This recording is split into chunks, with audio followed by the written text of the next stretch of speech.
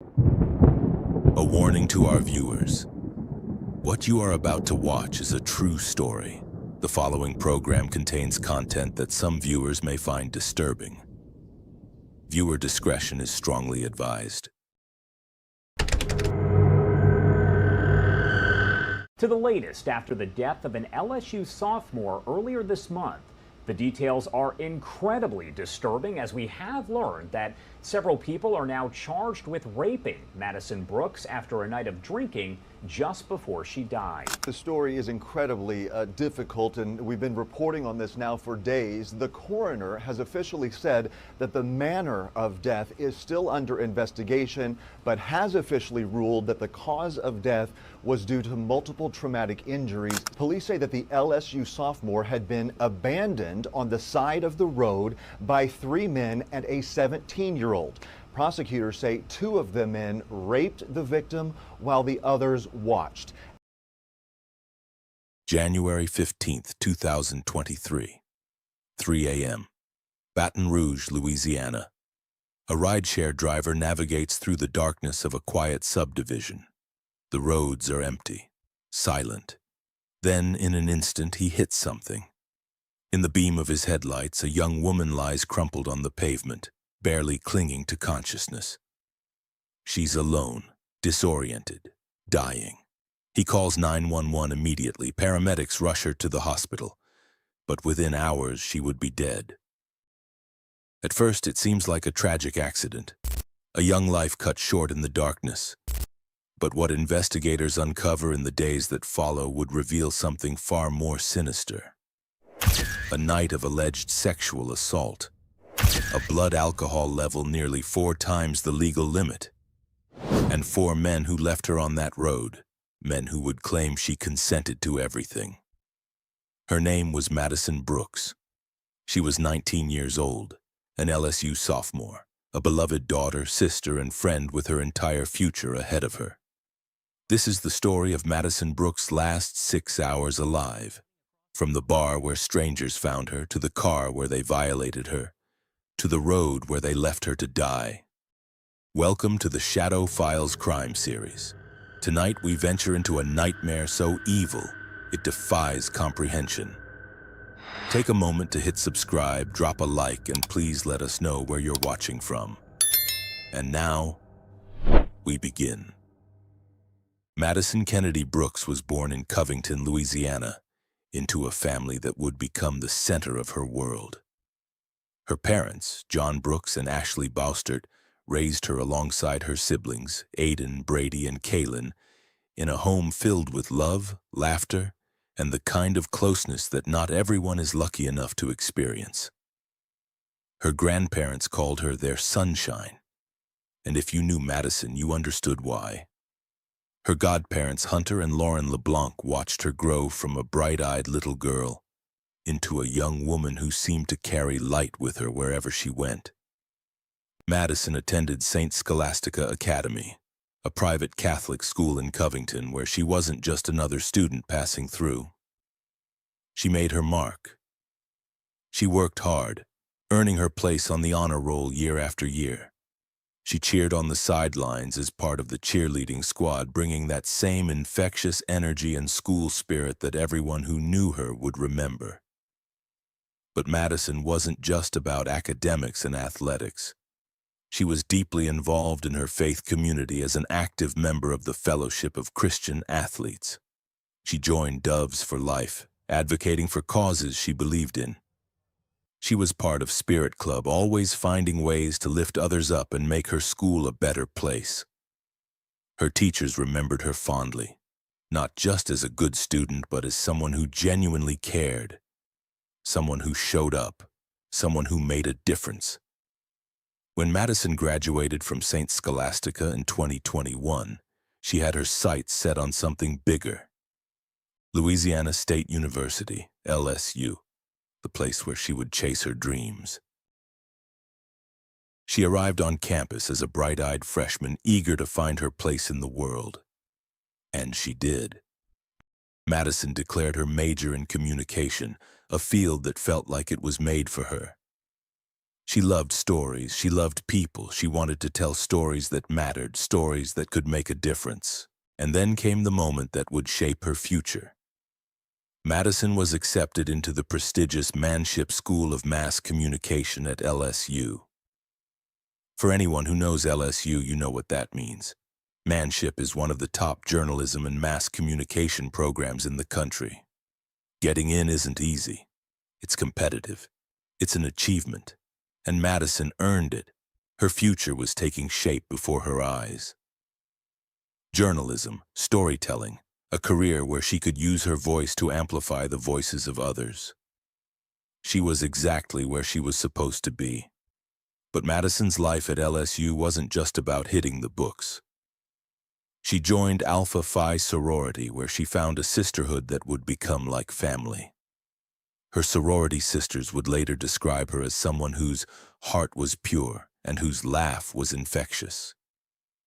She was the kind of person who made you feel seen, heard, valued. Madison had an adventurous spirit that couldn't be contained. She went skydiving, because why not? She loved skiing, carving down mountains with the same fearless energy she brought to everything else.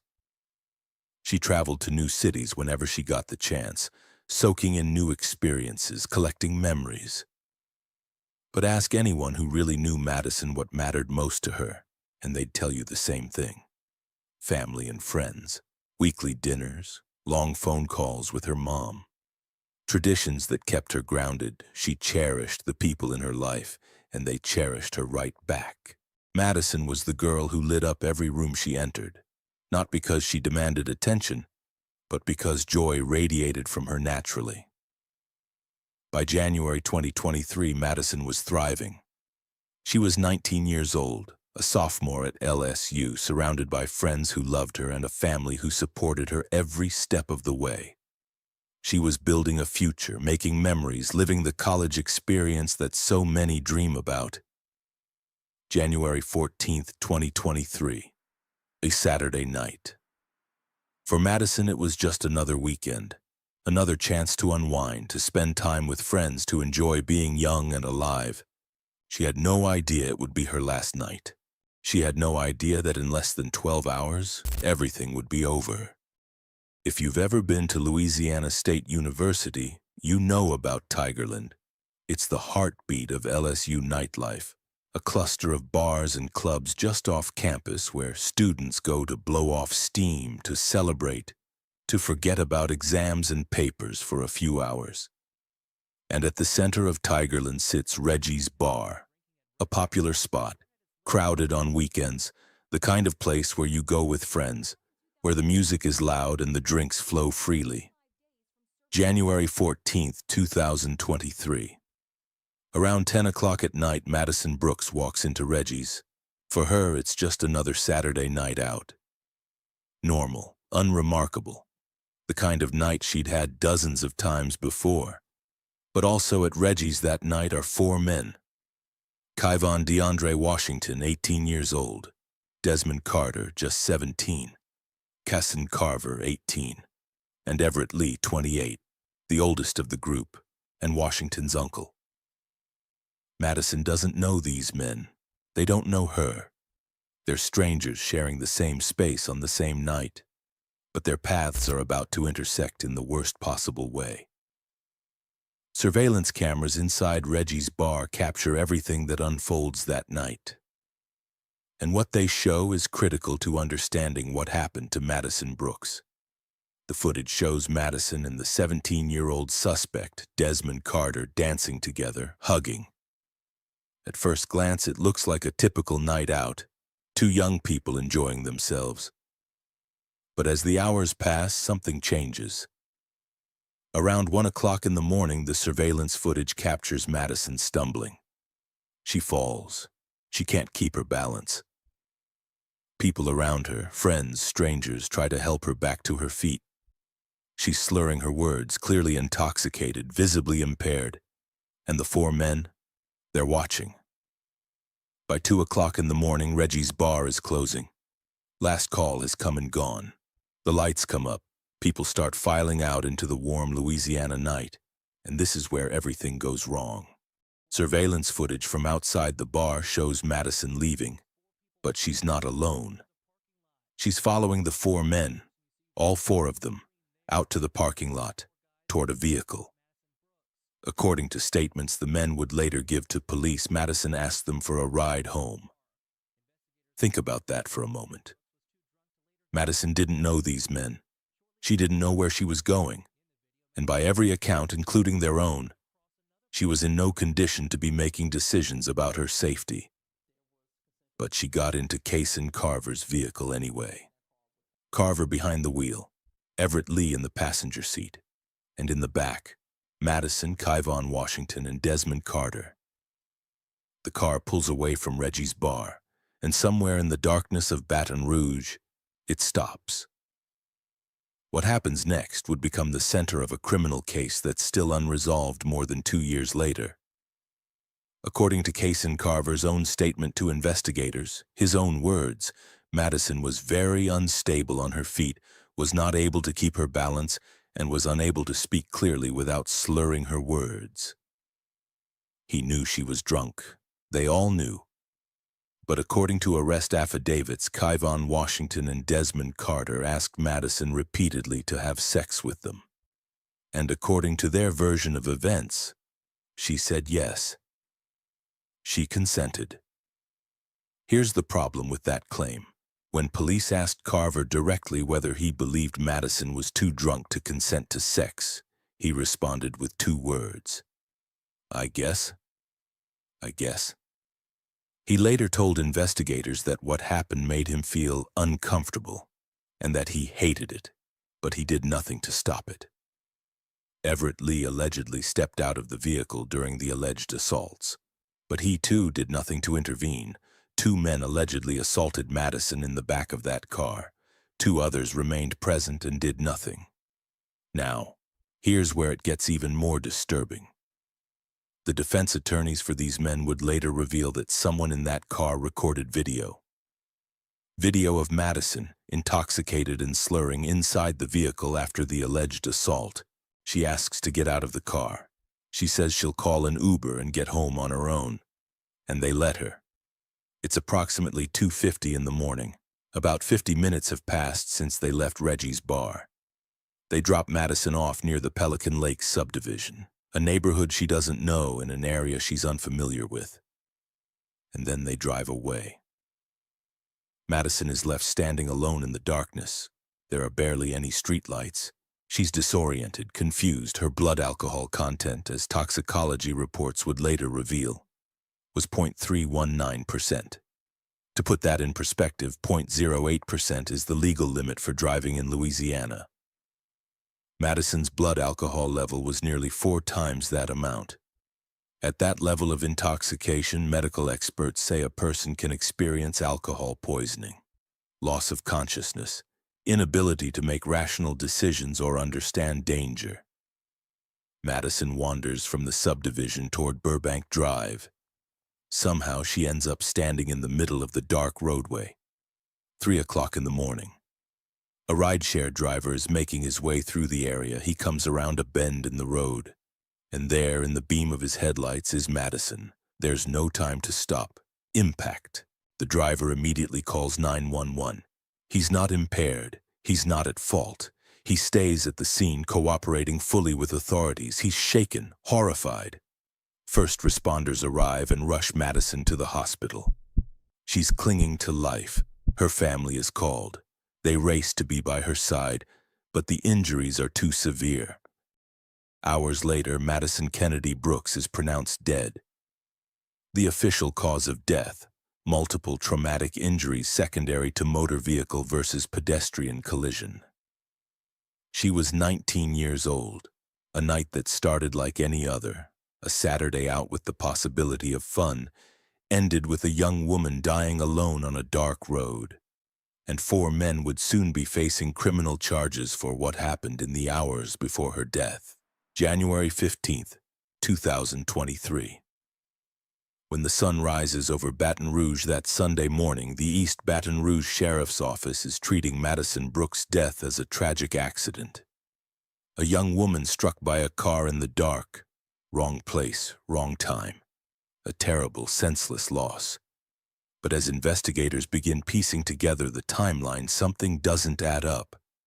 Why was a 19-year-old LSU student standing in the middle of Burbank Drive at 3 o'clock in the morning?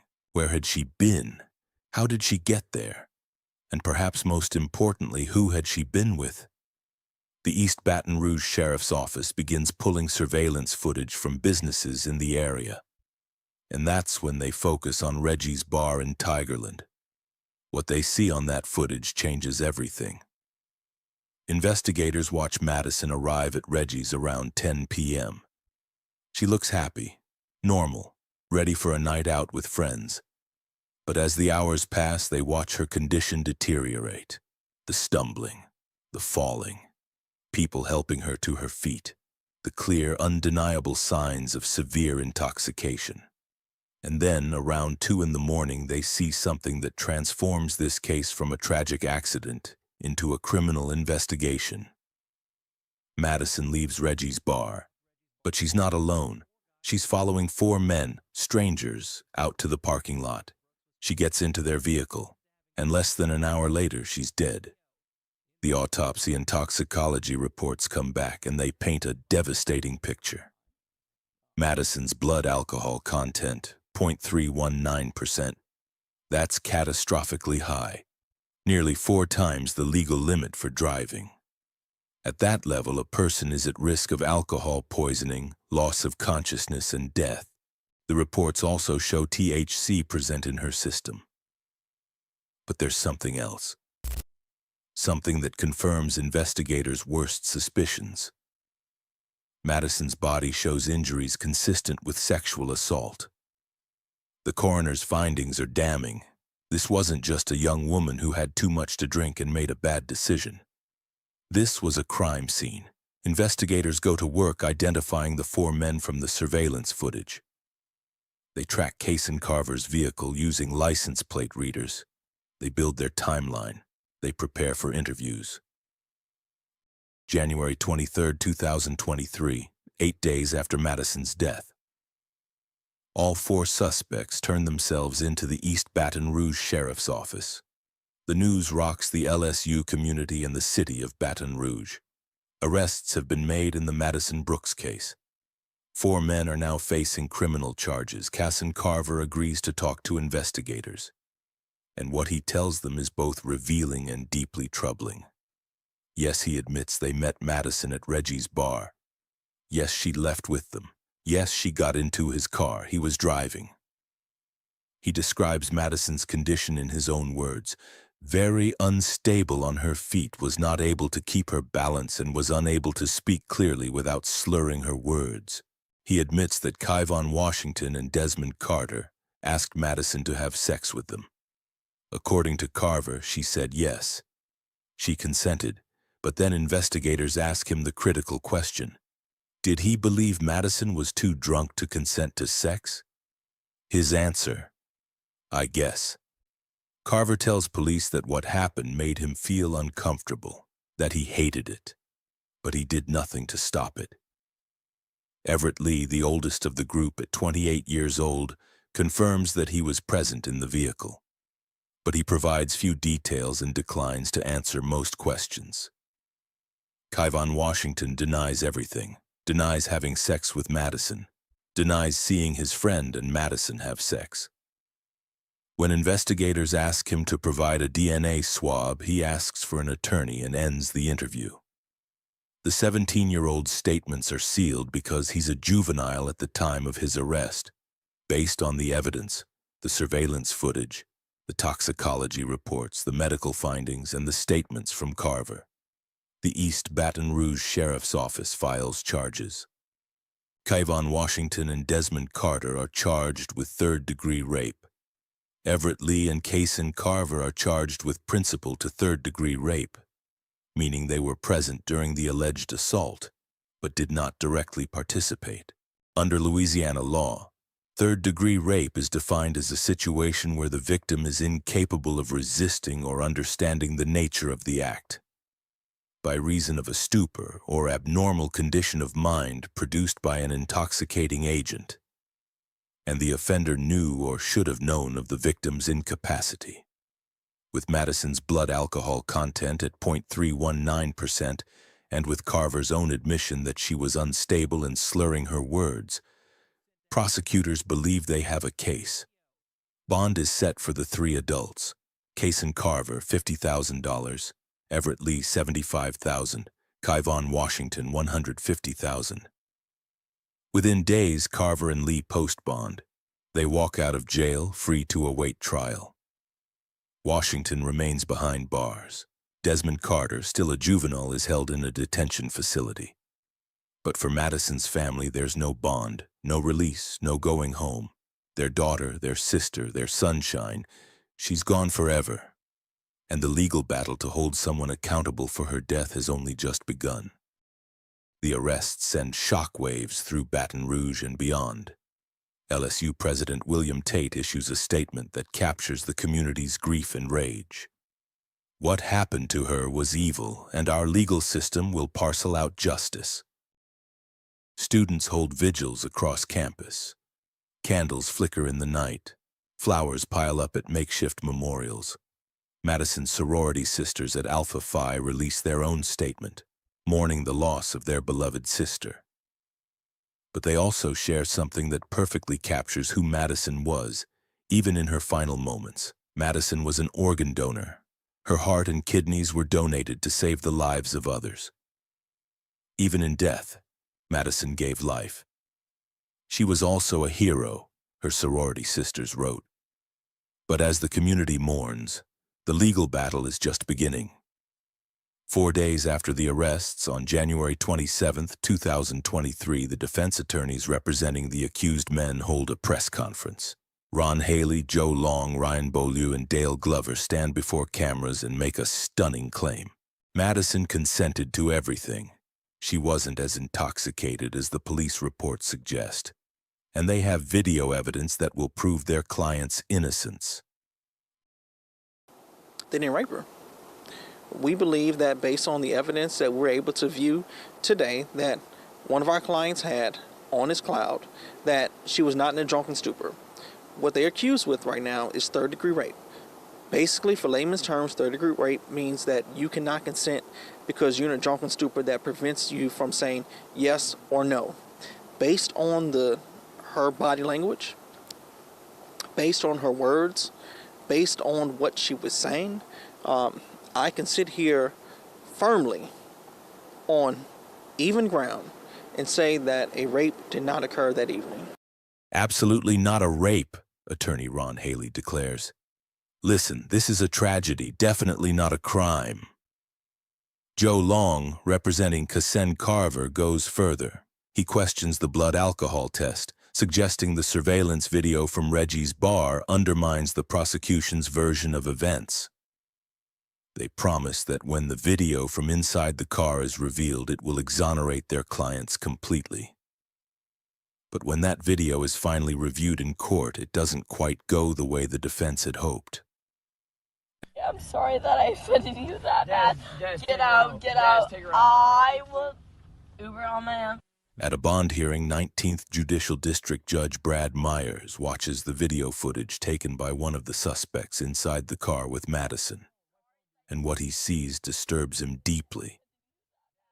The judge describes the suspects as callously laughing at Madison, a drunk 19-year-old woman slurring her words, clearly impaired.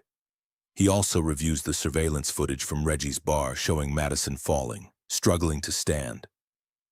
Judge Myers' conclusion is unequivocal. The evidence to me is clear. A crime occurred that night. The video the defense thought would save their clients instead reinforces the charges against them. And those charges are about to get more serious. February 22, 2023. A grand jury convenes to review the evidence in the case. Their decision? Desmond Carter's charges are upgraded from third-degree rape to first-degree rape. Carter will be tried as an adult. And if convicted, the sentence is life in prison without the possibility of parole. But the case takes an even darker turn when more allegations against Kyvon Washington surface. In late January 2023, another young girl comes forward with a devastating allegation. She tells police that Washington had forced himself on her at a pool party in Walker, Louisiana back in May 2020. According to her statement, he followed her into a room and attacked her, covering her mouth to silence her while he had his way with her. She had reported it to police in 2021, but no charges were filed at the time. Now, with Madison's case in the headlines, investigators take another look. Washington is charged with first-degree rape in that case as well. Then in February 2023, another victim emerges. A third alleged rape, this one in October 2022. In the same area of Baton Rouge where Madison was killed. The victim reported the assault to police on January 25, 2023. The day after Washington was arrested in Madison's case.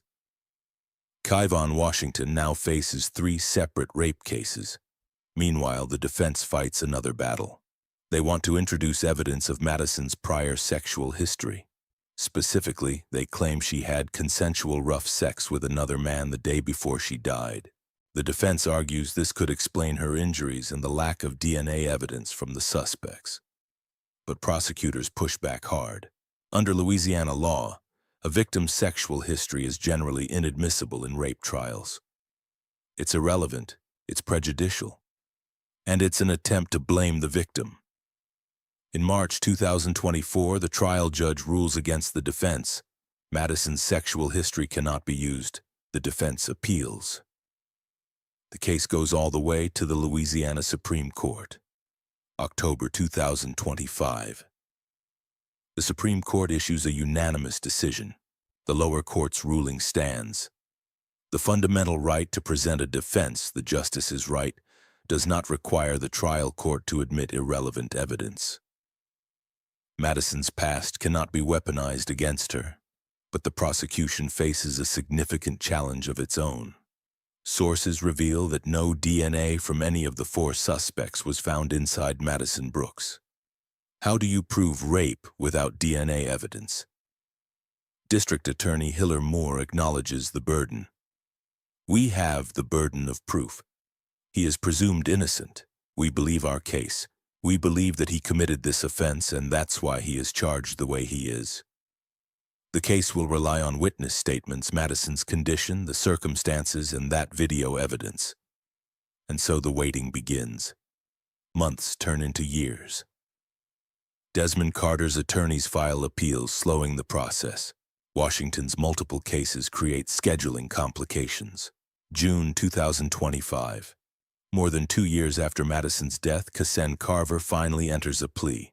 Not guilty to first-degree rape, third-degree rape, and video voyeurism. His trial is set for December 1st, 2025. Washington and Carter, still no trial dates. Madison's family continues to wait for justice. In the wake of Madison's death, LSU and Louisiana state authorities take action against the place where it all began. Reggie's Bar. The Louisiana Office of Alcohol and Tobacco Control issues an emergency suspension of Reggie's liquor license, citing potential threat to public safety. LSU President Tate is blunt in his assessment.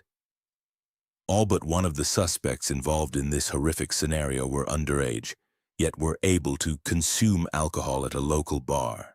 He vows to hold establishments accountable. Enough is enough. Reggie's Bar has a troubled history. Prior incidents of violence, including a stabbing in 2016, an alleged rape in the parking lot, and a man pointing a loaded gun at patrons. The bar's pattern of problems finally catches up with it. From tragedy, Madison's family works to build something meaningful. The Madison Brooks Scholarship Fund is established to support students at the LSU Manship School of Mass Communication, the program Madison had just been accepted into. Her dreams of storytelling, of making a difference, live on through other students who will benefit from the scholarship. Alpha Phi sisters keep Madison's memory alive. Along the stretch of Burbank Drive where she died, a roadside memorial grows. Flowers, candles, handwritten notes. We love you, Maddie. Her grandfather, Kurt LeBlanc, speaks for the family. She was pure joy and light. We will miss her terribly. Madison's mother, Ashley, carries a grief beyond words. The family's attorney, Carrie Miller, becomes their voice, speaking out against what she calls the defense's absolutely shameful tactics, attempting to introduce Madison's sexual history, questioning her blood alcohol level, blaming the victim.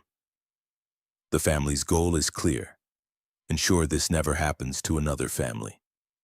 Madison's case sparks a national conversation about questions that are uncomfortable but necessary.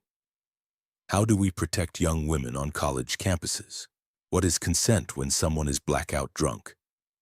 Where is the line between legal responsibility and moral responsibility? Campus safety initiatives are launched. Bystander intervention programs are implemented. Universities across the country re-examine their policies. But for Madison's family, these changes come too late. As of now, here's where the case stands. Kasen Carver's trial is set for December 1st, 2025. He'll be the first to face a jury on charges of first-degree rape, third-degree rape, and video voyeurism. Kyvon Washington awaits trial on Madison's case, along with 2 other rape allegations from separate victims. Desmond Carter awaits trial on first-degree rape charges. If convicted, he faces life in prison without parole. Everett Lee's status remains unclear as legal proceedings continue. And the rideshare driver who struck Madison that night? He was never charged. He wasn't impaired. He stayed at the scene. He cooperated fully. He's blameless. Yet he too must live with what happened that night. The unanswered questions loom large. Will there ever be full accountability? Can prosecutors prove rape beyond a reasonable doubt without DNA evidence? Will a jury believe Madison was incapable of consent, or will the defense narrative prevail? More than 2 years after Madison's death, there have been no convictions, no justice, just waiting. Madison Brooks should be 22 years old today. She should have graduated from the Manship School of Mass Communication. She should be starting her career telling the stories that matter, making the difference she always wanted to make. Instead, her family visits her grave. This case forces us to confront uncomfortable truths about consent, about bystander intervention, about the responsibility we all have to protect the vulnerable. 4 men met Madison Brooks on January 14, 2023. She was a stranger to them. Less than 6 hours later, she was dead. Whether justice will truly be served remains to be seen. But one thing is absolutely certain. Madison deserved better. She deserved to make it home safely. She deserved to live. Her legacy isn't just a scholarship fund or policy changes. It's the reminder that behind every true crime story is a real person, a daughter, a sister, a friend. Someone whose life mattered. Madison Kennedy Brooks mattered, and her story must be told.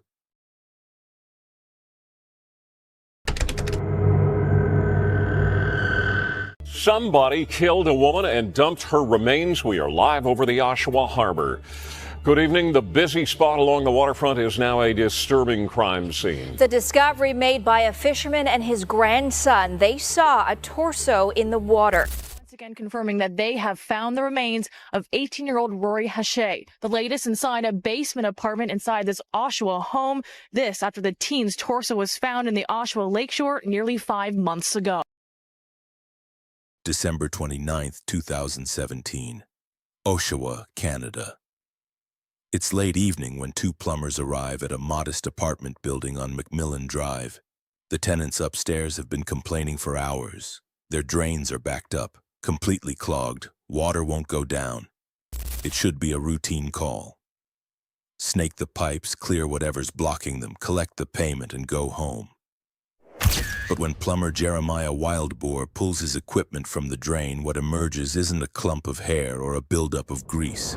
It's pink, it's fleshy, and it has hair on it. Between 13 and 14 inches long, coming out in strips, tissue, skin. The 2 men freeze. They know immediately what they're looking at. They're staring at human remains. They call their supervisor, pack up their tools, and dial 911. Within minutes, 4 police officers arrive at the apartment building. They trace the pipes down to the basement unit, and they knock on the door. When 44-year-old Adam Strong answers, the officers ask him one simple question. "Why are your pipes clogged?" His response is chilling. "Okay, you got me. The gig's up. It's a body. If you want to recover the rest of her, it's in my freezer." The officers enter the apartment. In the bedroom, they find a large freezer. Inside that freezer are 4 separate trash bags. And inside those bags are the dismembered remains of 18-year-old Rory Hatch, a young woman who had been missing for 4 months. But Rory's murder is only the beginning.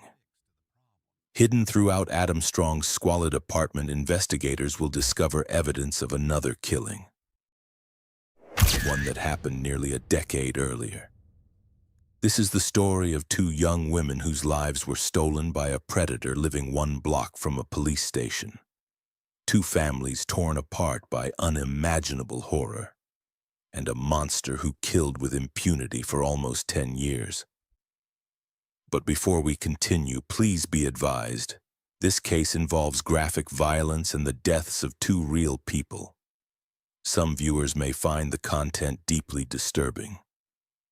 Viewer discretion is once again strongly advised. Welcome to the Shadow Files crime series. Tonight we venture into a nightmare so evil, it defies comprehension. Take a moment to hit subscribe, drop a like, and please let us know where you're watching from. And now, we begin. To understand this story, we need to go back. Back before the horror. Back to when these were just 2 young women trying to navigate life in a small Ontario city. Because Candace Fitzpatrick and Rory Hatch weren't statistics, they were daughters, they were loved. And they deserved so much more than what happened to them. Candace Olga Fitzpatrick was born on February 3, 1989 in Oshawa, Ontario. She was the daughter of William Fitzpatrick, a man who would become known to everyone simply as Bill. Those who knew Candace in her younger years remember a spirited girl, kind-hearted, full of potential. She grew up in Oshawa's tight-knit working-class community, where neighbors knew each other and families looked out for one another. But like so many young people, Candace struggled during her teenage years. She experimented with drugs, made some difficult choices, and as she got older, those struggles intensified. Candace would sometimes leave home for weeks at a time, disappearing into the streets of Oshawa. But she always came back. That was the pattern. She'd leave, but she'd return. And Bill never gave up hope that his daughter would find her way. In the spring of 2008, Candace was 19 years old. She told her father she was going out, said she'd be back. Bill Fitzpatrick had heard those words before. He'd learned to hold on to hope during her absences. Days passed, then weeks, then months. But this time, Candace didn't come home. Bill searched everywhere. He walked the streets of Oshawa looking for his daughter in all the places she used to go. He expanded his search to neighboring cities, Whitby, Ajax, Toronto. He talked to everyone who might have seen her, posted flyers, asked questions. But there was nothing. No sign of Candace, no word from her. Just silence. By 2010, 2 full years after Candace vanished, Bill officially reported her missing. He launched a Facebook page, desperately reaching out to the community for any information. On that page, he wrote words that would break any parent's heart. Miss you. Love you, Candace. Years passed. The hope that had sustained Bill began to fade, though it never disappeared completely. Because how do you stop hoping? How do you stop searching for your child? He couldn't. He lived every day with the worst kind of uncertainty, not knowing if Candace was alive or dead. Not knowing if she was suffering somewhere, needing help. Not knowing if she'd ever walk through his door again.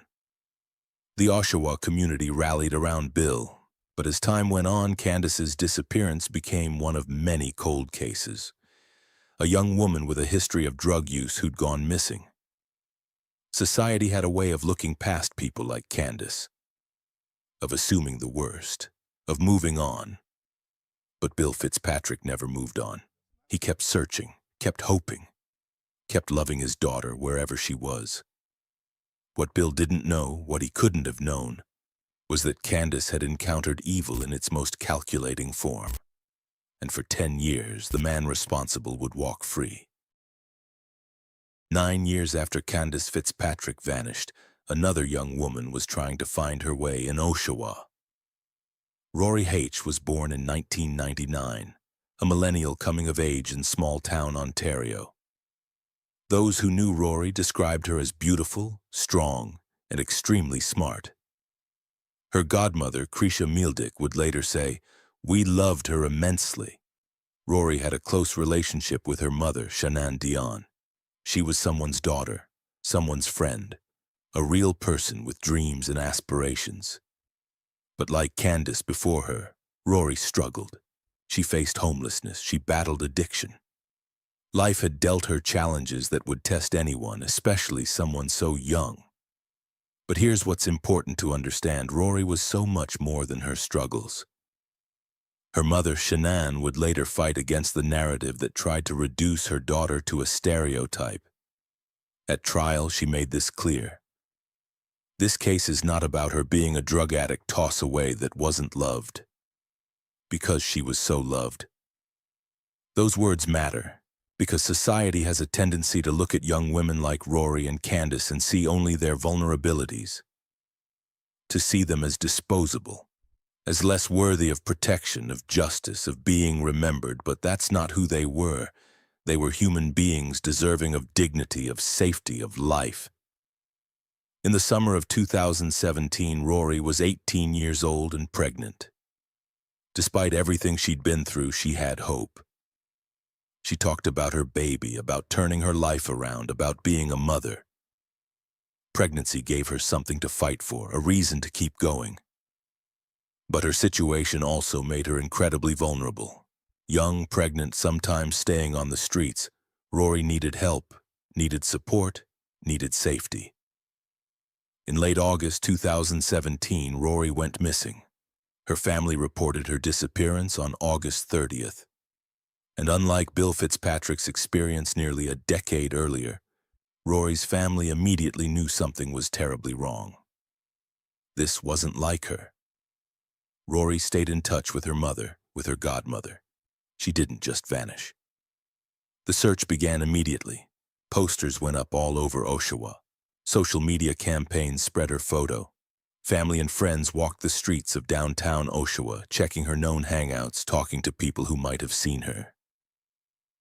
Days passed with no word. The fear in Shanann Dion's chest grew heavier with each sunset. By early September, the searches continued, but hope was fading. Where was Rory? What had happened to her? Was she hurt? Was she being held somewhere? The questions tormented her family. Downtown Oshawa, where Rory was last seen, is a small area. The kind of place where people know each other, where word travels. But no one had seen anything. No one knew where she'd gone. It was as if Rory H. had simply disappeared into thin air. But she hadn't disappeared. Someone knew exactly where she was. And what had happened to Rory was more horrific than her family could have imagined in their worst nightmares.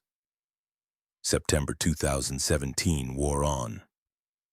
The searches continued, and then on September 11th, a fisherman made a discovery in Oshawa Harbor that would change everything. As we go into the most chilling details of this documentary, take a brief moment to like and subscribe to our channel if you haven't already for more in-depth investigations and analysis of significant cases like this. September 11th, 2017. A beautiful late summer day in Oshawa. The kind of day that draws people to the waterfront, to Lake Ontario's shores to enjoy what's left of the warm weather before autumn arrives. At Oshawa Harbor, on the shores of Lake Ontario, fishermen are out on the pier. One of them notices something floating in the water. At first, he thinks it might be a seal, maybe a large fish. But as he gets closer, the horrifying reality becomes clear. It's a human torso. No head, no arms, no legs. Just a torso, floating in the water. Emergency services are called immediately. Within minutes, the harbor area is cordoned off. Police arrive, followed by forensic teams. The torso is carefully recovered from the lake. But decomposition has already set in, making immediate identification impossible. We'll probably reach out to other services to see if there are any unsolved missing person investigations. Investigators turn to missing persons databases, searching for anyone who matches the physical characteristics. DNA samples are collected and sent for testing. The process takes days, and during those days, families across Ontario who have missing loved ones hold their breath, caught between hoping for answers and dreading what those answers might be. Weeks pass, and then the DNA results come back. The match, Rory H., the 18-year-old woman who'd been missing since late August. Shannon Dion receives the call no mother should ever receive. Her daughter is dead, not just dead, dismembered. Her torso dumped in Lake Ontario like trash. Later, Shannon would describe that moment. This is when I knew this was a nightmare I was never going to wake from. But the nightmare was only beginning. Because as devastating as this discovery was, it raised even more horrifying questions. Where was the rest of Rory's body? What had happened to her? Who had done this? The investigation intensified. Detectives worked around the clock, following every lead, interviewing anyone who might have information. But there were no suspects, no witnesses, no clear direction for the investigation to go. September turned to October. October turned to November. The case began to grow cold, and somewhere in Oshawa, a killer was confident he'd gotten away with murder. 3 months after Rory's torso was discovered, life in Oshawa continued. And on McMillan Drive, just 1 block from the Durham Regional Police Headquarters, residents of a multi-unit apartment building were dealing with a frustrating problem. The toilets were backing up. The drains were completely blocked. On the evening of December 29th, 2 plumbers arrived for an emergency call. Jeremiah Wildeboer and his colleague began their work around 7:30 p.m., expecting to find the usual culprits. Hair, grease, maybe a flushed object that shouldn't have gone down the pipes. They started snaking the drains, and then Wildeboer pulled something out that made both men freeze. Pink, fleshy substance, with hair on it. Between 13 and 14 inches long, coming out in strips. The plumbers knew immediately what they were looking at. This wasn't a clog. These were human remains. Wildeboer called his supervisor, who told them to pack up their tools and leave immediately. Then they called police. Communications. Hi there, how are you? Good, you? Good, thanks. I'm a plumber and I'm on site for a job. We're snaking a drain, and we've been pulling back. We probably pulled back about 10 pounds, 15 pounds of it looks like flesh type of stuff, meat. And we started to sink, and we've been working on it for 3-4 hours now, right? Oh, okay. And we can't get it clear, but we keep pulling back chunks of, whatever the hell it is. 4 officers arrived and traced the pipes to their source, a basement apartment. The door belonged to 44-year-old Adam Jeffrey Strong. Officers knocked. Strong answered. An officer asked him directly, "Why are your pipes clogged?" Strong's response was immediate and chilling. "Okay, you got me. The gig's up. It's a body. If you want to recover the rest of her, it's in my freezer." Officers entered Strong's apartment, and what they found was a scene of unimaginable horror. The apartment was squalid, chaotic. But it was the bedroom that revealed the true depravity of what had happened there. In Strong's bedroom sat a large freezer. Inside that freezer, 4 separate trash bags. And inside those bags, the dismembered remains of Rory Hutch. Her head, her limbs, all carefully preserved, methodically cut up. Strong had been systematically flushing her body parts down his toilet. That's why the pipes had finally given out. But the evidence didn't stop there. Blood spatter covered the bedroom ceiling and walls. There was blood on an air mattress, blood on what investigators identified as a spreader bar, a sex toy used for bondage activities. In a dollar store bag next to Strong's bed, Rory's bloody sneakers. Investigators pulled Strong's phone records and Google location data. The data showed Strong's phone at Oshawa Harbor on September 4th, 1 week before Rory's torso was discovered. He had dumped her torso in the lake, then returned home with the rest of her body. Forensic testing revealed Strong's semen on Rory's body. The evidence was overwhelming. This wasn't just murder. This was sexual assault, murder, and then the methodical dismemberment and disposal of an 18-year-old woman's body. But as investigators continued processing the scene, they made another discovery, one that would turn this investigation into something far more sinister. The forensic team found additional DNA, additional blood. On a large hunting knife in Strong's apartment, DNA that didn't match Rory H. Blood in the same freezer, blood in the bedroom. The samples were sent for testing. And when the results came back, investigators realized they were looking at something much worse than they'd imagined. The DNA matched Candace Fitzpatrick, the 19-year-old woman who'd been missing since 2008, almost 10 years earlier. Bill Fitzpatrick had spent a decade searching for his daughter, posting on Facebook, walking the streets, never giving up hope. And now he had his answer, the worst possible answer. Adam Strong hadn't just killed Rory H., he'd killed before. And for nearly a decade, he'd lived just 1 block from a police station, walking freely through the community, a predator hiding in plain sight. So who was Adam Strong? Adam Jeffrey Strong was born in 1976 in Ontario. By the time of his arrest in December 2017, he was 44 years old. He'd lived on McMillan Drive in Oshawa for years, in that basement apartment just 1 block from Durham Regional Police Headquarters. 1 block from the very people whose job it was to protect the community from predators like him. Strong worked odd jobs, kept to himself. Neighbors described him as quiet, maybe a little strange, but not threatening. Not someone who raised alarm bells.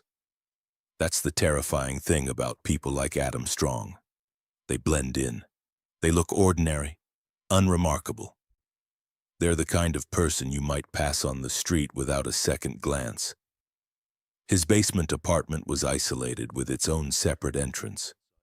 Minimal oversight from other tenants. The perfect hunting ground for someone with dark intentions. And Strong had a pattern.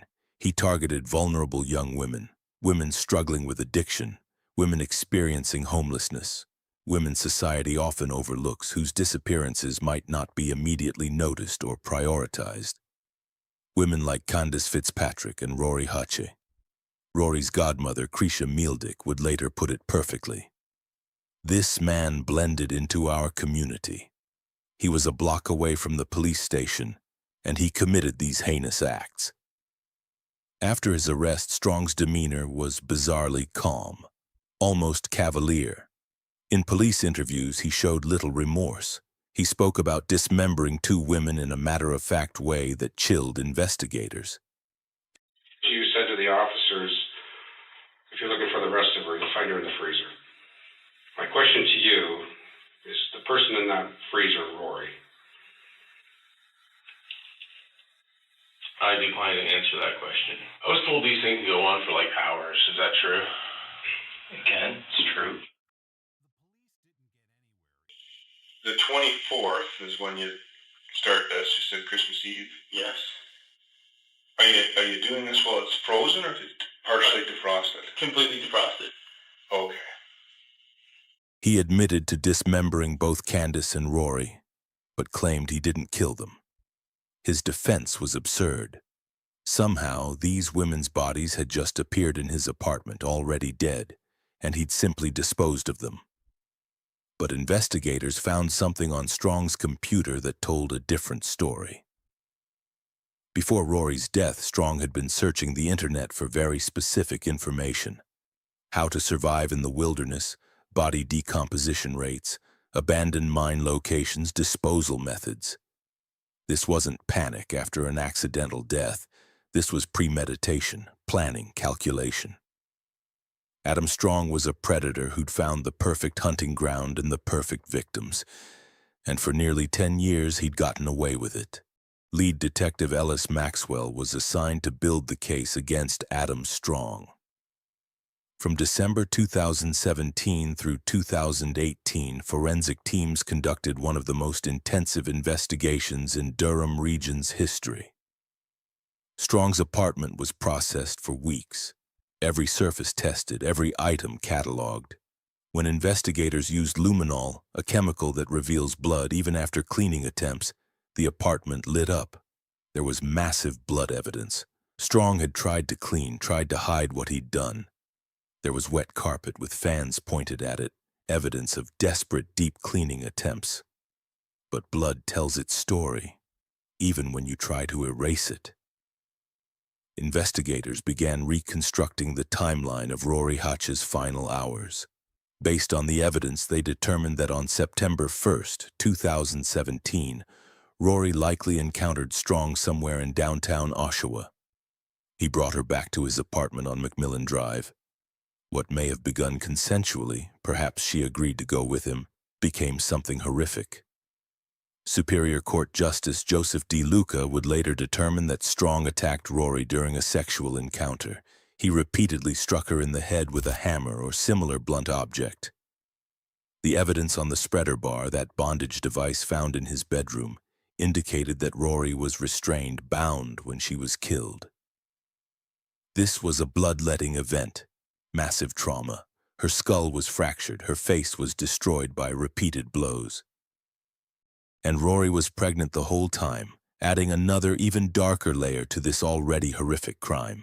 After murdering Rory, Strong methodically dismembered her body. On September 4th, he drove to Oshawa Harbor and dumped her torso into Lake Ontario. He kept the rest of her remains in his freezer. And then, over the following months, he slowly flushed parts of her body down his toilet, bit by bit, until December 29th, when the pipes finally gave out and exposed his crimes. The timeline for Candace Fitzpatrick was harder to reconstruct. In 2008, nearly a decade earlier, Candace had encountered Strong under what investigators believe were similar circumstances. She was brought to his apartment on McMillan Drive. She was killed there, though the exact method remained unclear due to the lack of physical evidence. The DNA on the hunting knife suggested stabbing or cutting. Her blood was found in the freezer, in the bedroom. Strong dismembered her body just as he would later do to Rory. But unlike Rory, Strong didn't keep Candace in his freezer.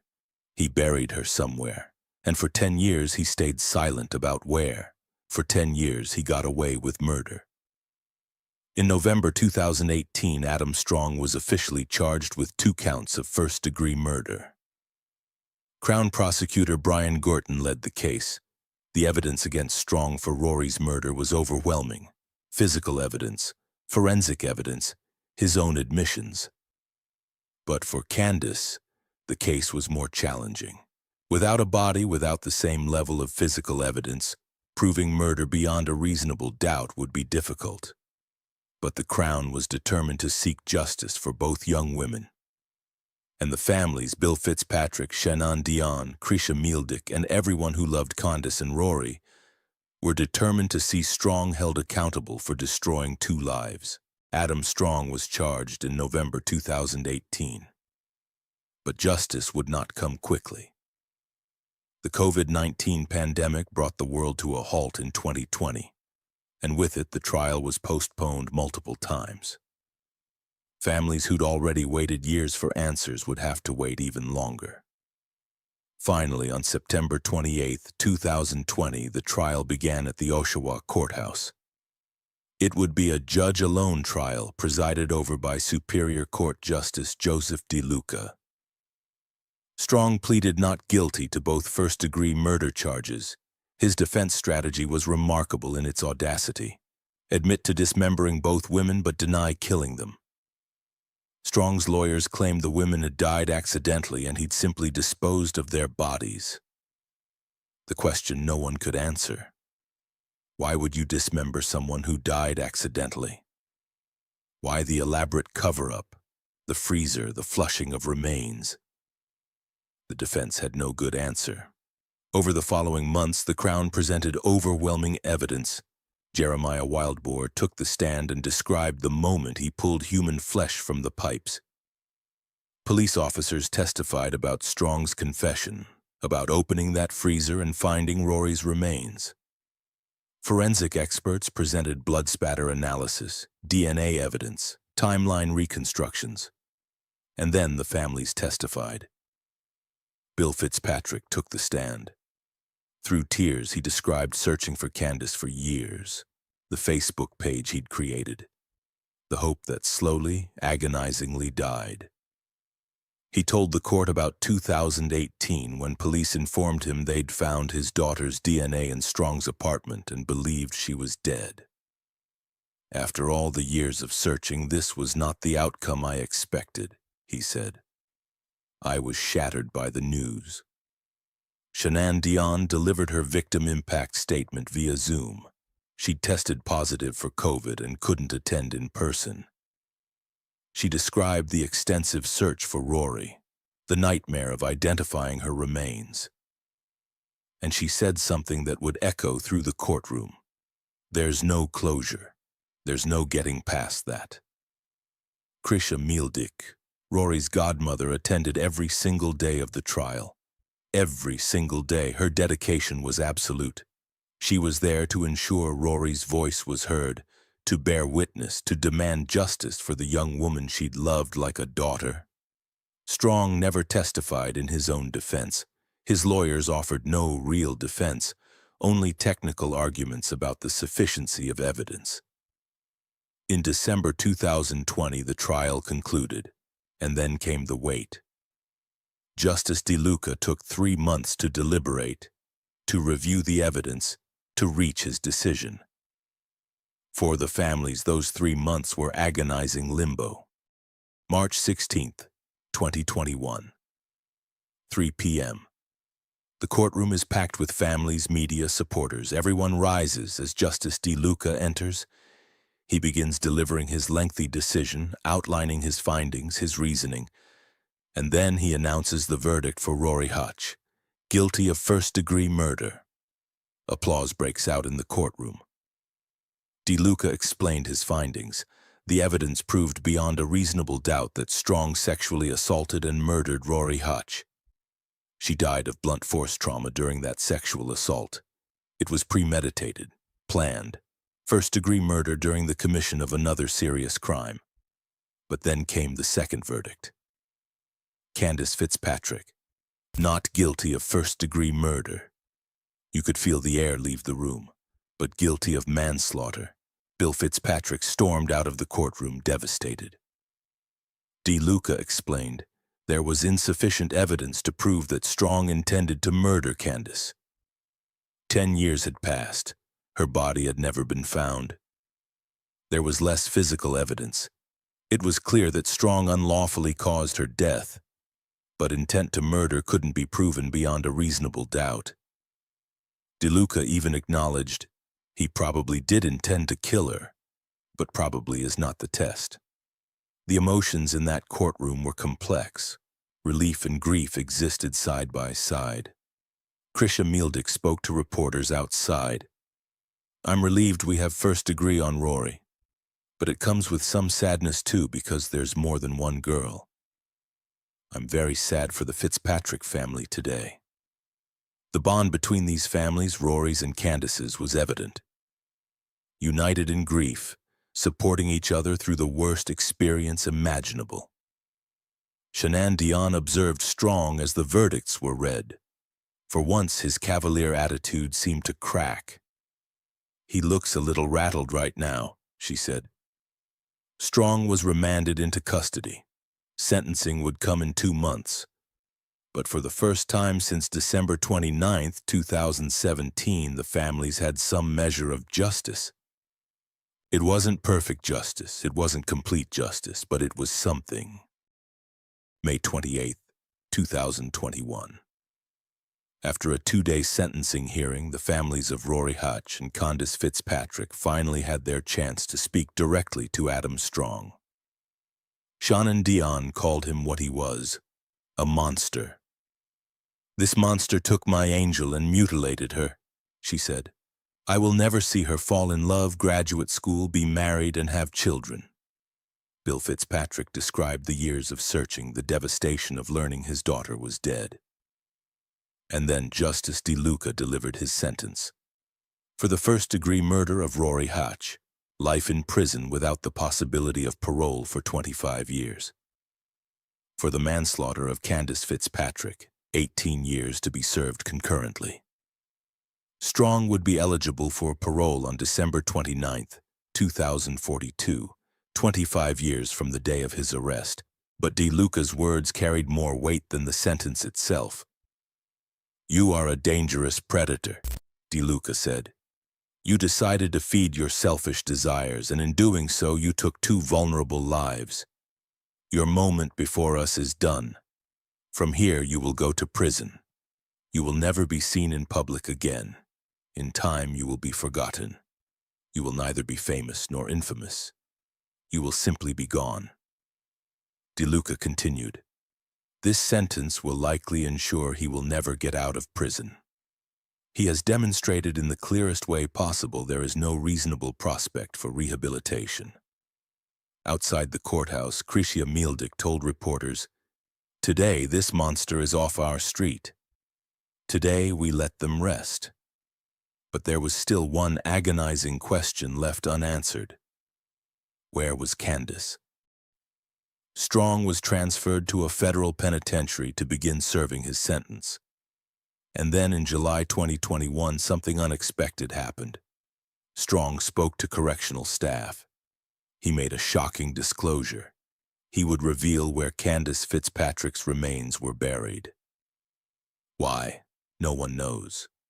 Strong never explained his reasoning. Detective Sergeant Doris Carriere received the information and conducted weeks of interviews with Strong. He agreed to show police the location. On November 4, 2021, police obtained judicial authorization to take custody of Strong and launched an operation. Strong, under police escort, led investigators to a location near Secreto Drive and Britannia Avenue East in Oshawa, a small clearing by a tree line off the beaten path. Strong pointed to a general area where he said he'd buried Candace in 2008. Between November 8th and 13th, human remains were recovered from the site. Forensic examination was conducted. On November 13th, preliminary DNA testing matched the remains to Candace Fitzpatrick. On February 16th, 2022, Durham Regional Police held a press conference. Both families were present. The identification was official and conclusive. Shannon Dion spoke on behalf of everyone. Today, Candace comes home. It felt like November 9th, 2017 all over again. It's a miracle she's home.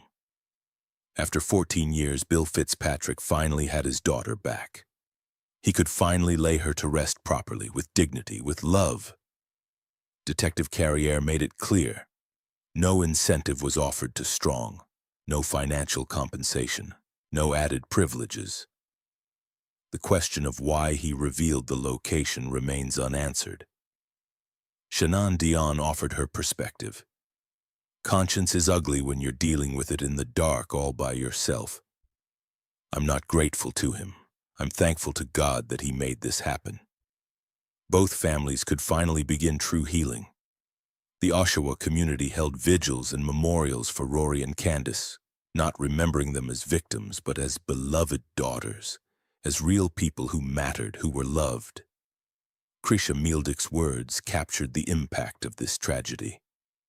The whole trajectory of our lives has been changed by a chance encounter with a monster. But in the end, both girls came home, and their memories live on, not in the horror of what was done to them, but in the love that surrounded them, the families who never gave up, and the justice that was finally served. Rory H. and Candace Fitzpatrick were two young women whose lives were stolen by a predator hiding in plain sight. They were daughters. They were loved. They were human beings with hopes, dreams, and people who cherished them deeply. Their murders, nearly a decade apart, remind us that the most dangerous monsters don't announce themselves. They blend into communities. They target the vulnerable, those society too often overlooks or dismisses. But Rory and Candace were not forgotten. Their families fought for them, searched for them, demanded justice for them, and in the end, both girls came home. Adam Strong will spend the rest of his life in prison, forgotten and alone, exactly as Justice DeLuca promised, exactly as he deserves. But Rory and Candace, they will be remembered, not as victims, not as statistics, but as beloved daughters whose lives mattered, whose stories deserved to be told, whose memories will live on in the hearts of those who loved them. May they both rest in peace. If you or someone you know is experiencing domestic violence or struggling with addiction, please reach out for help. Resources are available. You are not alone. My condolences.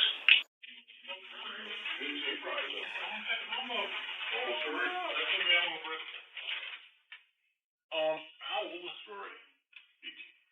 Okay, how much of her body did you guys get back?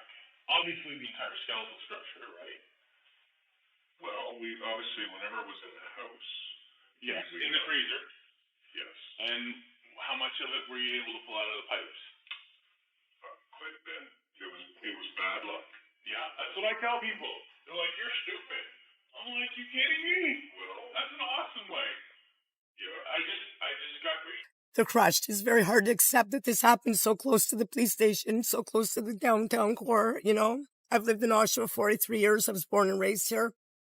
I never thought we had to worry about problems like this here. We had some bad people, but not sent straight from the pit of hell. You know what I mean? So I don't know how to feel about anything other than right now I'm most blessed by the work the detectives have done and their superiors and everything that's been put into this. I do not get the attitude. He's guilty of nothing in his mind. He's already judged, tried, and convicted himself of being guilty of nothing. You know what I mean? I don't have any words for this guy. I don't have any names to call him. I don't have any words for him other than, you know, maybe think about doing the right thing for this city and my family and all my friends that will never be the same again because this has slaughtered us all.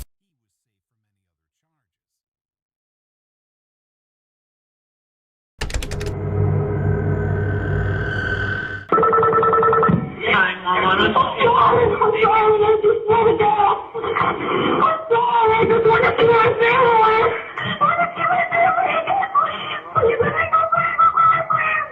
Help me.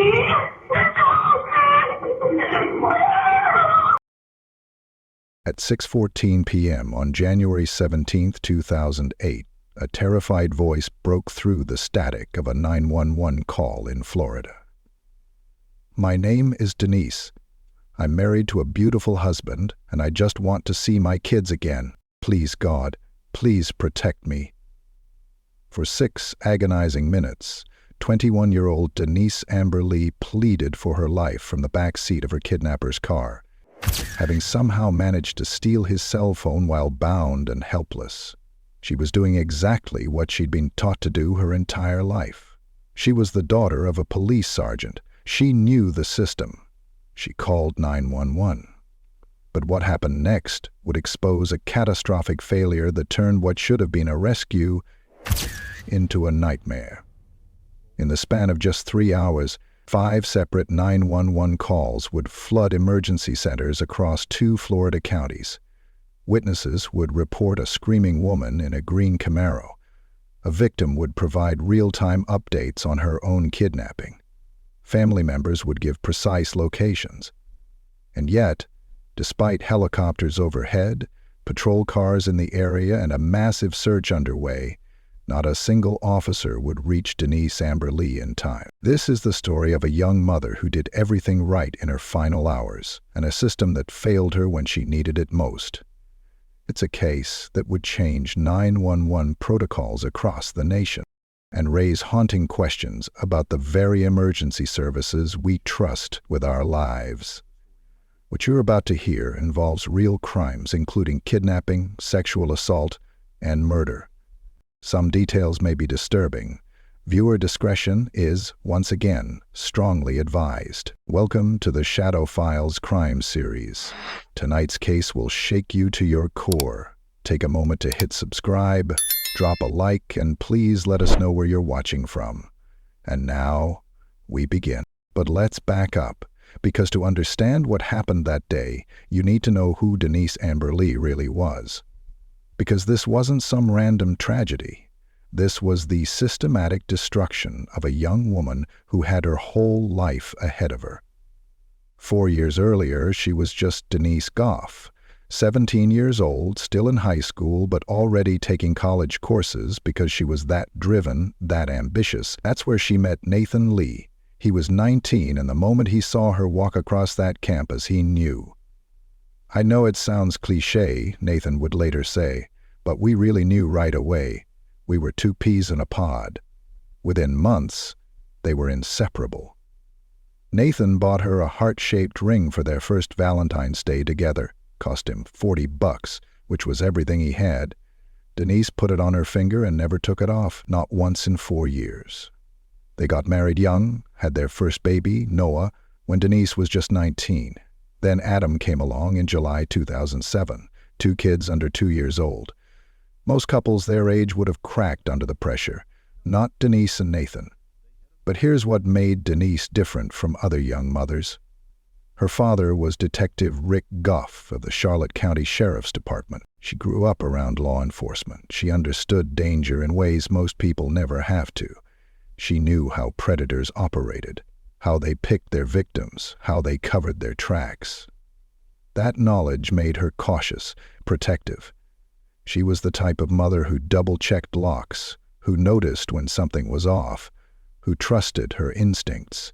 Her father had trained her well, without even realizing it. They were living the American dream in Northport, Florida.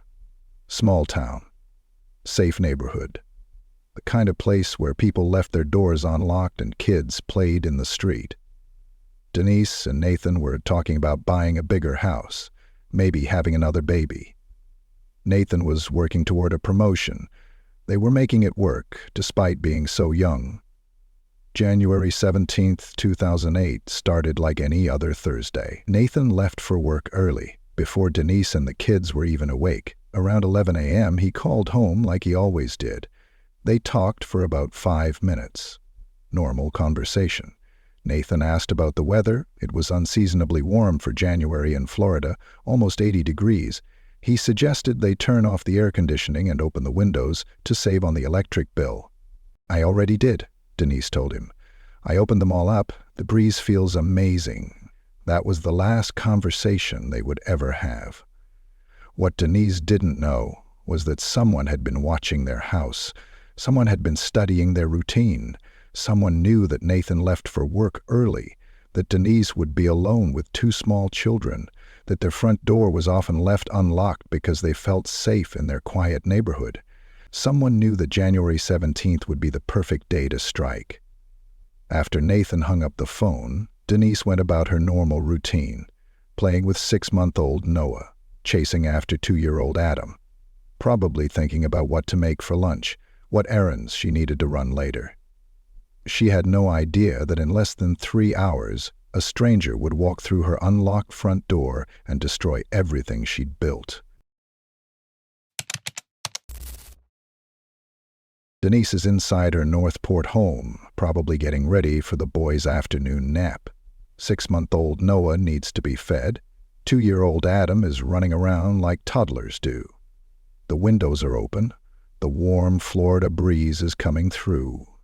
She has no idea that for the past hour, a green Camaro has been circling her block. Jennifer Eckert, Denise's neighbor, is watching her favorite soap opera when she notices the car. A green Camaro going up and down the street, 3 times, 4 times. She remembers thinking it was strange because this was a quiet neighborhood. People didn't just drive around aimlessly. Then the Camaro pulls into the Lee family driveway. At exactly 2:00 p.m., a man gets out. He walks up to the front door like he belongs there, like he's been invited. The door is unlocked. This is Northport, Florida in 2008. People still felt safe leaving their doors open. The man pushes the door open and steps inside. His name is Michael Lee King, 36 years old.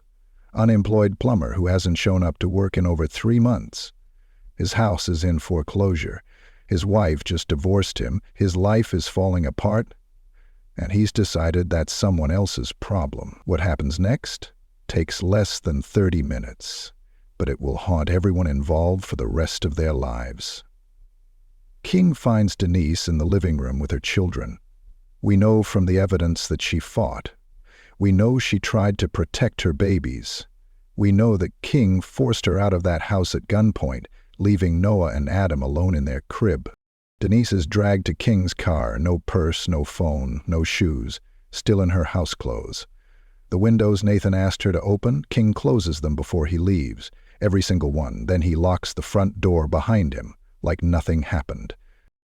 3:25 p.m. Nathan pulls into his driveway earlier than usual. He tries calling Denise on his way home, but her phone goes straight to voicemail. That's weird. She always answers. He walks up to the front door. It's locked. It's the first red flag. Denise never locks the door during the day, especially when she's expecting him home. He uses his key, steps inside, and immediately knows something is wrong. The house is too quiet. The windows are all closed, even though it's 80 degrees outside, and they specifically talked about opening them that morning. "Denise?"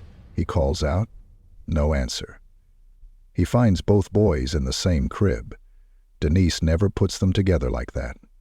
Noah is crying. Adam is confused, asking for mommy. Nathan searches the house frantically. Her purse is there. Her phone is there. Her keys are there. Denise is gone. Within 10 minutes, Nathan is on the phone with 911. But this isn't just any missing person case. Denise Lee is the daughter of Detective Rick Goff, Charlotte County Sheriff's Department. Within 30 minutes of Nathan's call, there are patrol cars canvassing the neighborhood. A helicopter is in the sky. Every available officer is looking for Denise Lee. But they're already too late. By the time Nathan found those closed windows, Denise was already bound and gagged in the back of Michael King's car, being driven to a house where King had prepared what prosecutors would later call a rape room. All detectives know is that a 21-year-old mother has vanished without a trace, leaving behind 2 babies in a house that looks like she just stepped outside for a moment. Michael King has a 4-hour head start, and he's just getting started. King doesn't drive Denise to some random location. He takes her home, to his house in Northport, just a few miles from where she was raising her own children. And there, investigators will later discover, King has been preparing. Police find what can only be described as a torture chamber. A back room equipped with duct tape, restraints, and tools that speak to the darkest corners of human depravity. This wasn't impulse. This was calculation. This was a man who had been planning to destroy someone's life. For over 3 hours, from roughly 2:30 to 5:30 p.m., Denise Amber Lee endures horrors we can barely comprehend. 3 hours where most victims would surrender to despair. 3 hours where the fight would drain out of most people. But Denise Lee isn't most people. At 5:30 p.m., King makes a decision. He needs supplies. A shovel, a flashlight, a gas can, the tools required for what he's planning to do next. So he forces a broken and brutalized Denise back into his green Camaro and drives to his cousin Harold Muxlow's house to borrow them. That moment changes everything. It's a decision that will destroy him. Because after everything she's endured, after 3 hours in hell, Denise's mind is still working. She's still her father's daughter. She's still fighting. King pulls into Harold's driveway and gets out to speak with his cousin. For just a moment, Denise is alone in that car. That moment changes everything. Somehow, and we'll never fully understand how, this young woman who has been tortured for hours manages to get out of that vehicle, blindfolded, hands bound. She bursts into Harold Muxlow's yard screaming, "Call the cops! Call the cops! Please help me!" Harold Muxlow looks at this scene. A bloodied 21-year-old mother, duct tape hanging from her wrists, begging him to save her life. And he chooses to believe his cousin's explanation that it's just a domestic dispute. He does nothing. King drags Denise back to the car, furious that she's tried to escape. But during that struggle, Denise manages to grab something. King's cell phone. She's back in the car, blindfolded again. King is driving, and Denise Lee is about to make the most important phone call of her life. The phone rings at the 911 dispatch center. 911, what's your emergency? What happens next is going to blow your mind. Denise is blindfolded. She can't see anything. She's got a gun pointed at her head, and she has to make this call without King realizing what she's doing, so she gets creative.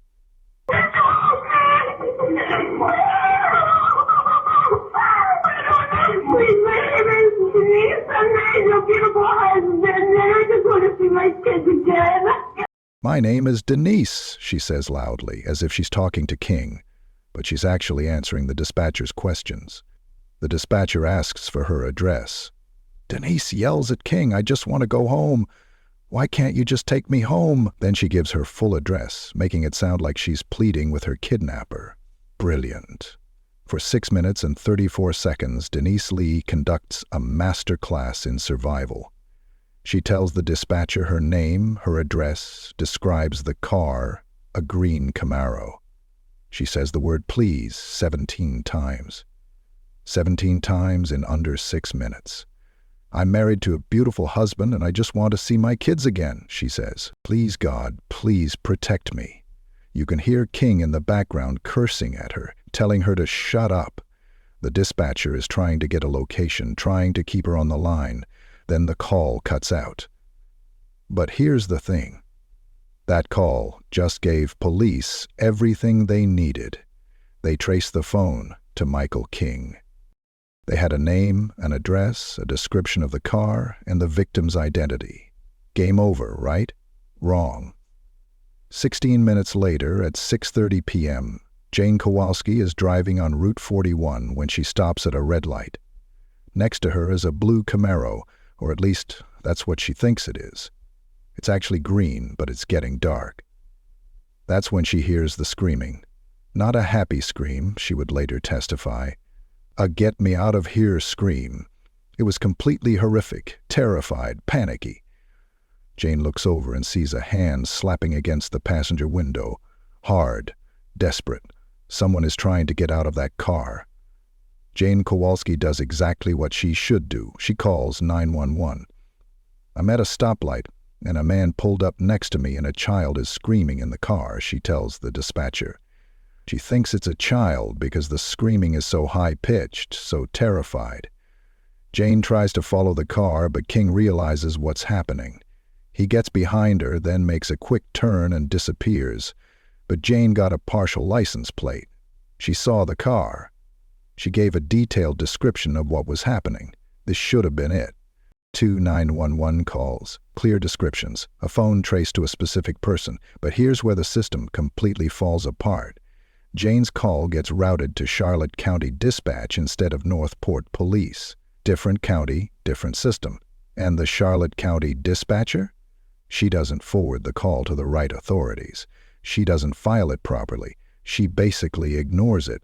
Meanwhile, Harold Muxlow, the cousin who watched Denise beg for help, finally grows a conscience. 9 minutes after his daughter calls 911 to report what he told her, Harold makes his own anonymous call. "I think there might be a girl in trouble," he tells the dispatcher. When asked if he thinks she's in danger, he says, "She didn't look like she wanted to be there." 5 911 calls. 5 different people trying to save Denise Lee's life. Nathan's call reporting her missing, Denise's own call from the car. Harold's daughter Sabrina calling about what her father witnessed. Harold's anonymous call. Jane Kowalski's eyewitness account. 5 calls, multiple witnesses. real-time updates. A helicopter already in the air searching for her. And somehow, none of it connected. The dispatchers didn't talk to each other. The information wasn't shared. Police officers were driving around in circles while witnesses were giving them everything they needed to find her. And while all this was happening, Denise Lee was running out of time. King was driving toward a remote area with that shovel, that flashlight, that gas can. But even then, even knowing what was coming, Denise wasn't done fighting. After Denise's 911 call cuts out at 6:14 p.m., King drives her to a remote wooded area. What forensic evidence later reveals about her final hours will be almost impossible to comprehend. King sexually assaults Denise one final time in that isolated location. Even after everything she's already survived, the hours in his torture room, the terror of the car ride, the desperate 911 call, her nightmare isn't over. But here's what will blow your mind about Denise Amber Lee. Even during this final assault, even knowing what's coming next, she's still thinking, still planning, still fighting. While King isn't looking, Denise systematically pulls out her own hair by the roots. Not random strands. She's deliberately creating DNA evidence. She hides clumps of it deep in the car seats where King can't see, where he'd never think to look when he cleans the car later. Then she does something that proves exactly how smart this young woman was. Remember that heart-shaped ring Nathan bought her for Valentine's Day 4 years earlier? The one she never took off? While King is focused on his assault, Denise slips it off her finger and shoves it deep between the backseat cushions. Even in her last moments, she's leaving a calling card. She's making sure that when police find this car, they'll know she was there. Around 7:30 p.m., King forces Denise to remove her blindfold. He wants her to see what's coming. Then he shoots her point blank above her right eyebrow. But the autopsy reveals something that will haunt everyone involved in this case forever. The bullet didn't kill Denise immediately.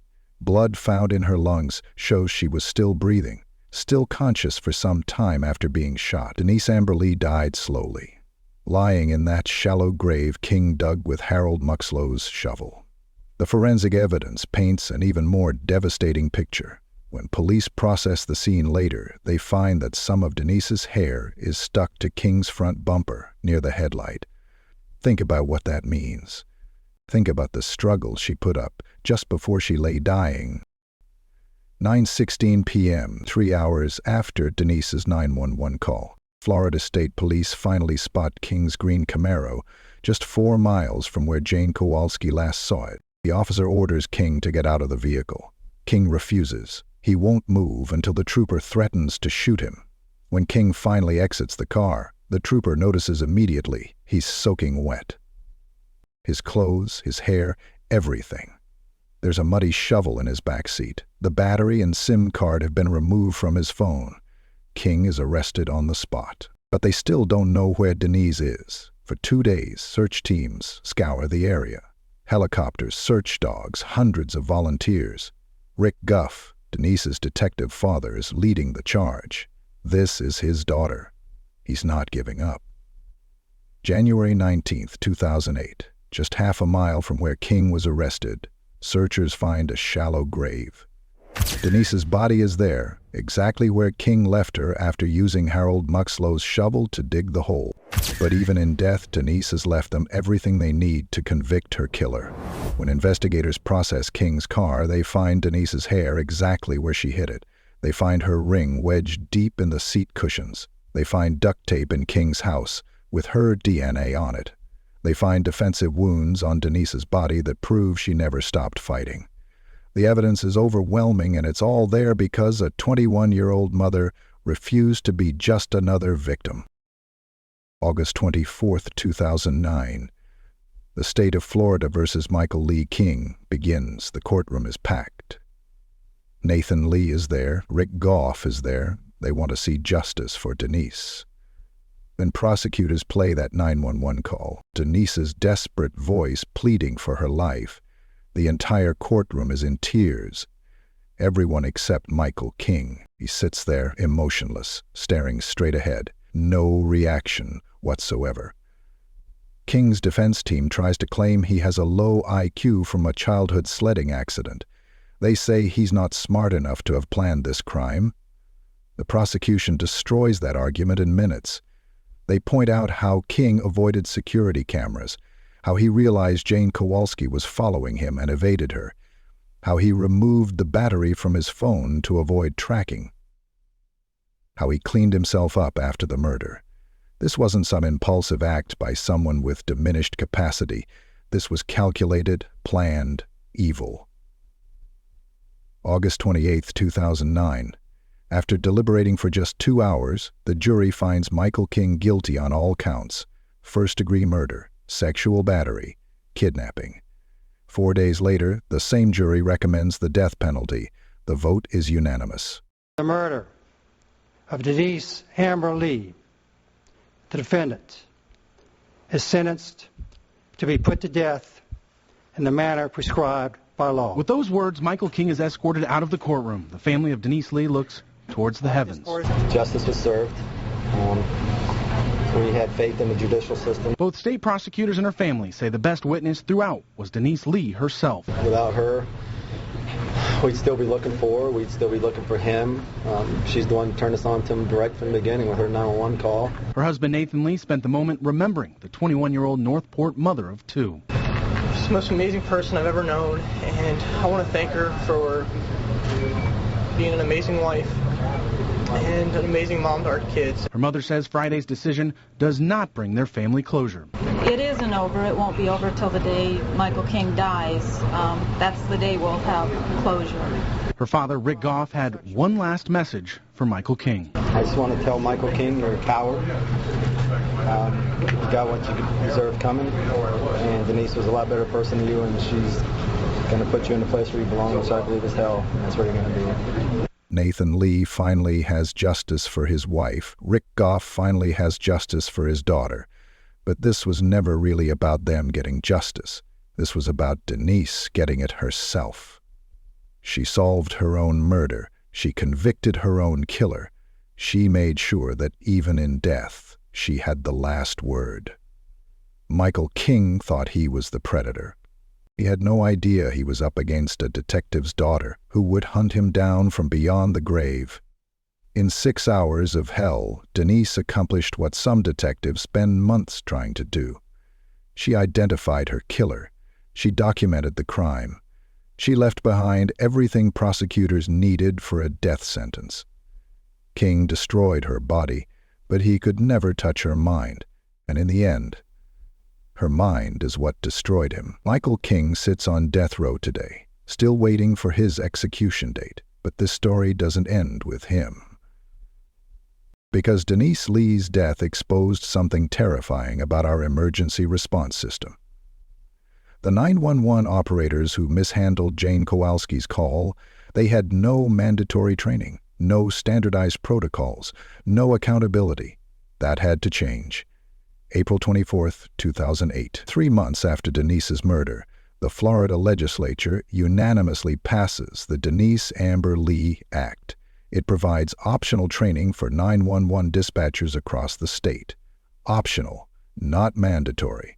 That wasn't enough for Nathan Lee and Rick Goff. They've spent the last 16 years fighting for Denise's law legislation that would require mandatory training and certification for every 911 dispatcher in America. Because Denise's story shatters the illusion of safety we all carry. She wasn't walking alone at night.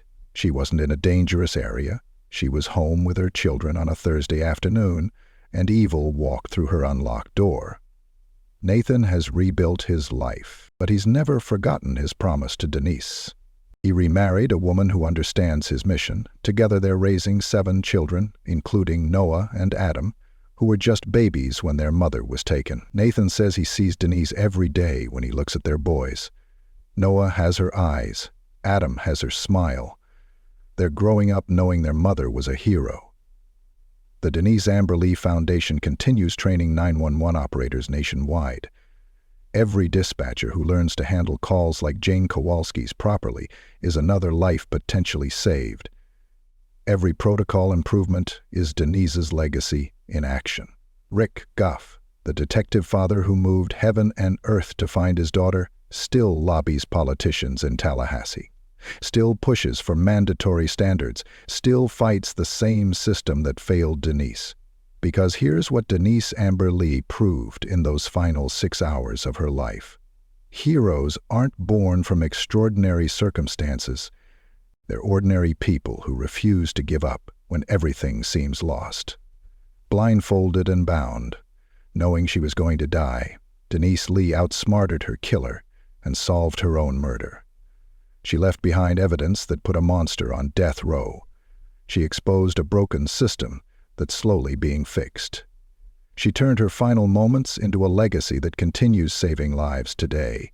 That's the real story of Denise Amber Lee. Not how she died, but how she fought, how she won. Denise never got to see her boys grow up, never got to watch them take their first steps into adulthood, never got to hold her grandchildren. But because of her courage in those final hours, because she refused to be forgotten, countless other mothers have made it home safely to their families. In the end, that heart-shaped ring she hid in those car seats wasn't just evidence. It was a promise that love doesn't die with us, that the fight for justice never ends, and that sometimes, when ordinary people face extraordinary evil, they become something even more extraordinary. They become heroes who save lives they'll never meet. Denise Amber Lee, mother, daughter, hero. Her voice will never be silenced. If you enjoyed this content, join our community by subscribing and turning on notifications. Every subscriber makes it possible for us to keep creating content we're passionate about sharing with you.